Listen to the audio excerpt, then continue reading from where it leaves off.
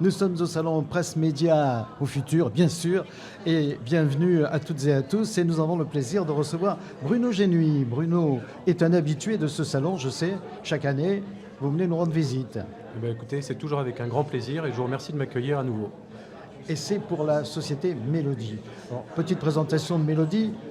Alors Mélodie, donc c'est comme son nom ne l'indique pas, un CMS éditorial. Donc j'ai coutume de dire qu'on est un outil de gestion de contenu et de travail pour les journalistes.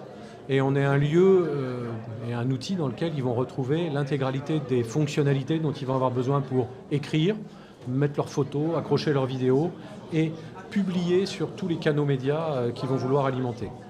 Il y a une actualité cette année 2025 pour vous. Alors cette année 2025, on va dire que c'est une année qui est sous le signe de l'intégration ou de l'ouverture. Donc c'est peut-être pour nous une réalisation. Dès le début, on a voulu que Mélodie soit un outil qui soit un outil de connexion, d'abord pour les journalistes eux-mêmes. Et aujourd'hui, en fait, c'est aussi un outil de connexion technologique. Et on va donc connecter en fait tout un tas d'outils, souvent basés sur les technos d'IA. Quand on est journaliste, comment ça se matérialise cet accompagnement-là ou ce support qu'est Mélodie? À quelle étape, par exemple, ça va nous accompagner pendant l'écriture de quelque chose, la réalisation d'un reportage ou simplement la création d'un contenu écrit? Alors en fait, ça va accompagner à toutes les étapes.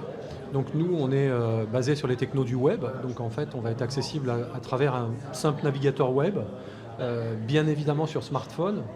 Donc quand je suis journaliste, je vais pouvoir faire une interview avec mon téléphone mobile éventuellement. Donc j'ai un outil de mixage qui va me la mixer. On n'a pas forcément intégré de service de ce type-là. Je vais pouvoir faire une vidéo, puis je vais pouvoir écrire, je vais pouvoir mettre toutes les photos, les sons, les vidéos que j'ai prises. Et puis automatiquement, je vais pouvoir aller me publier ça sur le web, me faire une accroche ou une alerte et relayer sur les réseaux sociaux. Et puis pour finir, en règle générale, je vais pouvoir finir par un beau reportage, j'ai envie de dire, moi qui viens du vieux monde, un beau reportage papier, et aller produire des articles qui vont venir dans des pages papier, pages qui vont s'assembler dans un journal. Et ça, c'est une approche qui est universelle et qui, peu importe le média pour lequel Mélodie travaille, va se retrouver, ou à l'inverse, c'est quelque chose où chaque média va dire, voilà, l'idée c'est qu'on écrive comme ça et surtout que le format rentre de telle manière. Alors nous, on va pas imposer un format plus qu'un autre. Ce qui est sûr aujourd'hui, c'est que le numérique, on va dire le web, nous permet de capter le contenu dans une structure intelligente, j'ai envie de dire. On parle beaucoup d'intelligence artificielle, mais c'est d'abord la structure de contenu qu'on va stocker et qui va nous permettre de l'utiliser dans tous les sens. Dans tous les sens, quel que soit l'endroit où je vais aller le mettre en scène, dans le fond, moi je vais pouvoir piocher tout ou partie du contenu et très vite le dédier, le spécialiser pour une version publiée sur un des canaux médias. Vous parlez innovation, c'est un mot important qui se matérialise comment maintenant? L'innovation pour nous, j'ai envie de dire qu'elle est tout le temps présente. Alors, c'est compliqué de parler d'innovation quand on a commencé par aller accompagner des journaux de presse écrites, puisque aujourd'hui, en fait, c'est quand même une forme qui est en train de tomber presque en désuétude. Alors, elle n'est pas morte, j'ai pas utilisé le mot mort quand même. Elle est un peu plus désuète. Elle retrouve une seconde vie numérique. Donc, l'innovation, c'est effectivement de la mélanger à toutes les mises en scène possibles numériques, de façon à ce que de chacun de ces petits ruisseaux, on arrive à faire une grande rivière et que nos médias continuent à vivre, quoi. Vous parliez de journalisme et le journaliste d'aujourd'hui travaille d'une façon tout à fait différente. Il y a une nouvelle façon de travailler.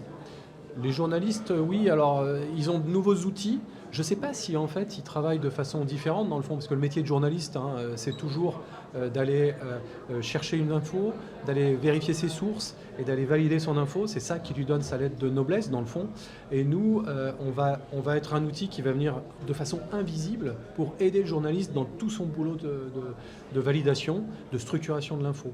Donc j'allais dire que c'est un métier de passionné. Nous, on est la couche de l'ombre, mais sans nous, l'info ne se ferait pas. Mais évidemment que l'info, ce n'est pas nous. Et quelle est votre relation avec l'intelligence artificielle dont on parle tant aujourd'hui? Alors pour nous, en fait, on va dire que ce sont des services. J'ai écrit mon article, je vais pouvoir interroger très facilement un service d'intelligence artificielle, quel qu'il soit, puisque nous, on n'est pas monoservice, on va pouvoir se connecter à tous les acteurs, voire à des acteurs maison, pour CMA Média, par exemple, qui est un de nos clients, ou Actu.fr, le groupe Ouest France. Et ça va être pour aller suggérer un titre, préparer un résumé, passer dans un format un peu spécifique. J'ai écrit un papier et je veux en faire un 3 questions A ou l'actu en bullet point. Et ça, l'intelligence artificielle, elle sait très bien transformer les formats. On ne lui demande pas là d'inventer du contenu, on lui demande juste de transformer. Cette IA-là, elle est développée à partir de l'ensemble des médias avec lesquels Mélodie travaille, ou c'est quelque chose qui a été développé en interne avec une approche journalistique? Là, on parlait de transformation de format, c'est typiquement quelque chose qui s'applique dans un cadre journalistique, cette capacité à transformer un article, soit en portrait ou soit en 3 questions A. Alors nous, on profite évidemment de l'intelligence et de toute l'expérience en fait, des journalistes avec lesquels on travaille. En fonction du média dans lequel on est, on ne va pas forcément angler de la même manière ou avoir la même charte rédactionnelle. Donc on va s'adapter et en fait c'est la grammaire et la manière dont je vais prompter entre guillemets ou interroger l'IA et la contrôler qui va me donner effectivement le retour qui est plus cohérent avec la ligne éditoriale. Qui va être aligné. Mais c'est un travail perpétuel. On voit bien que nous, on a interconnecté les outils d'IA et immédiatement, ce qu'on a fait, c'est qu'on a permis de gérer justement très finement cette notion de prompt de façon à ce qu'on puisse enrichir en temps réel et avoir quelque chose qui grandisse tout le temps. On va vous souhaiter un très bon salon et pour clore cet entretien, est-ce que vous avez un mot qui pourrait concrétiser ce salon d'aujourd'hui ?